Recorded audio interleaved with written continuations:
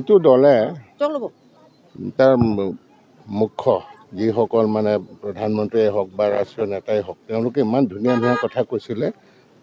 এই তাতে মই ভুল গৈ পেলাই বিজেপিত যোগদান কৰিছিলোঁ তাৰপিছত লাহে লাহে যেতিয়া দলত সোমাই পেলাই দেখিলোঁ ইমান মিছলীয়া মানুহবিলাক জমা হৈ আছে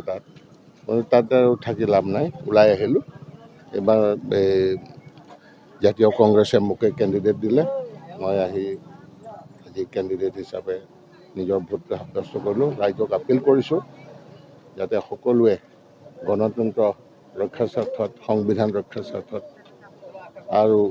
সৰ্বাংগীন উন্নয়নৰ স্বাৰ্থত হাতৰ ছবিতে সকলোৱে যাতে ভোট দিয়ে তাৰপৰা মই নিজে দিয়াৰ লগতে সকলোকে আহ্বান জনাইছোঁ সকলো গণতান্ত্ৰিক ৰাইজৰ ওচৰত মই আপিল কৰিছোঁ আৰু আশা ৰাখিছোঁ এইবাৰ যি সঁহাৰি আমি পাবলৈ লৈছোঁ আমি ভালকৈ জয়ী হ'ব পাৰিম।